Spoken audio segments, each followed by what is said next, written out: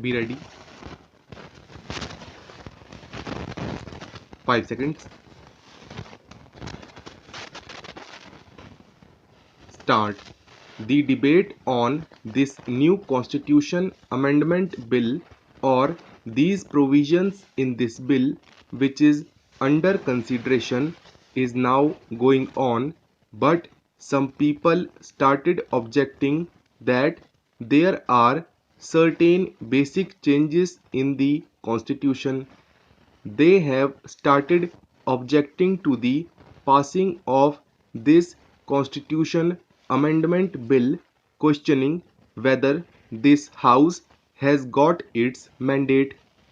Let us discuss it on the basis of these points which have been raised by some honorable friends. My friends who have aptly said that this House has got the mandate on the basis of the programs of the party given in 1971. I do not want to refer to all that, but if in order to uphold the Constitution, in order to work within the framework of this Constitution, certain changes are made in order to give relief to the poorer sections. I do not know where is the conflict therein and where is the question of mandate that comes in. The mandate is there. The moment this House was elected, composed of 526 members, they have their bounden duty to secure for the society justice, social, economic, and political. This is envisaged under the bill. What are we going to do by this amending process? They said erosion of fundamental rights.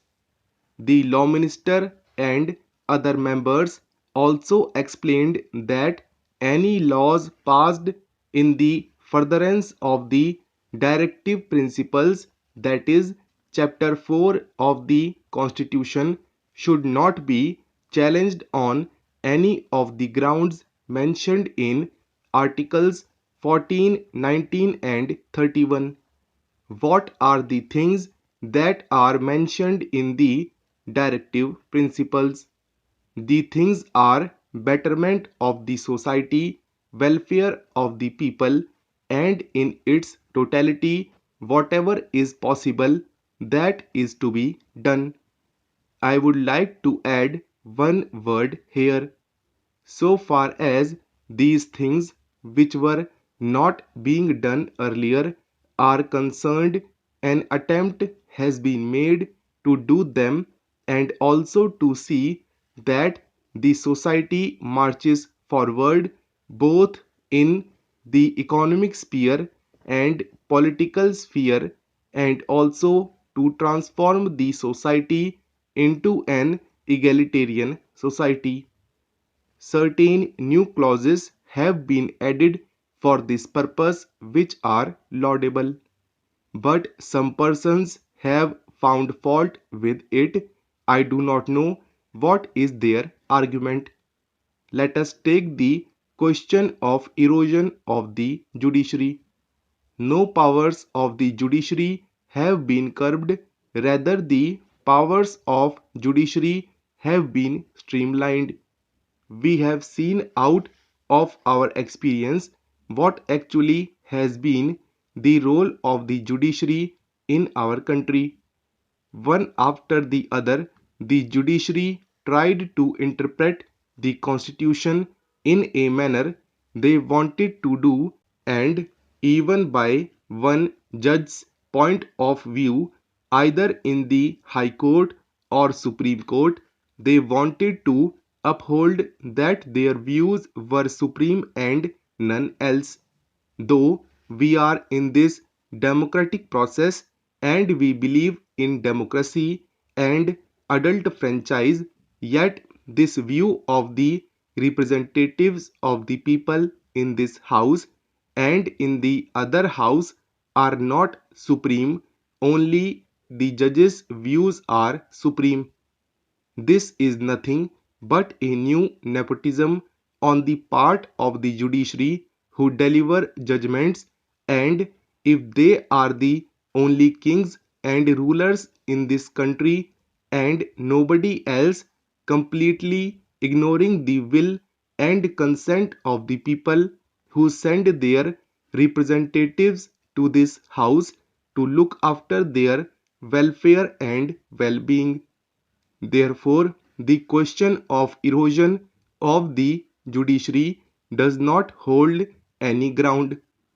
I have gone through one of the articles published in the Indian Express some time before about fundamental duties, particularly they mention, and I say that the challenges follow the noble ideas that inspired our national struggle for freedom.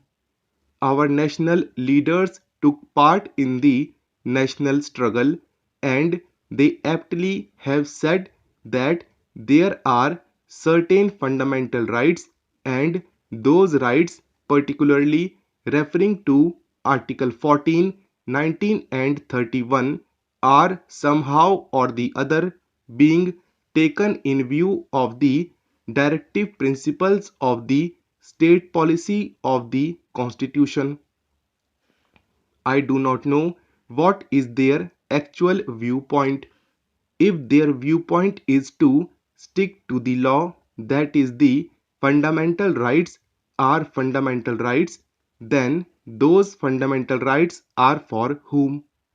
Those fundamental rights are for the so-called higher strata of the society, for the so-called haves and not for have-nots. What is their grievance? The poorer sections of the society, the vast multitudes of the country do not consider that fundamental rights are embedded in the Constitution. They consider what their fundamental needs are. Their fundamental needs is that their hunger should be removed and their economic conditions redressed. In view of these things, which one is to be given more weightage, the poorer sections who are demanding better transformation of the society. The problems of the poorer sections are to be given more weightage. This position in brief seemed to have shocked many people. With this view, these articles or constitutional changes which are under consideration are welcome measures and ought to be framed. There is no doubt about it.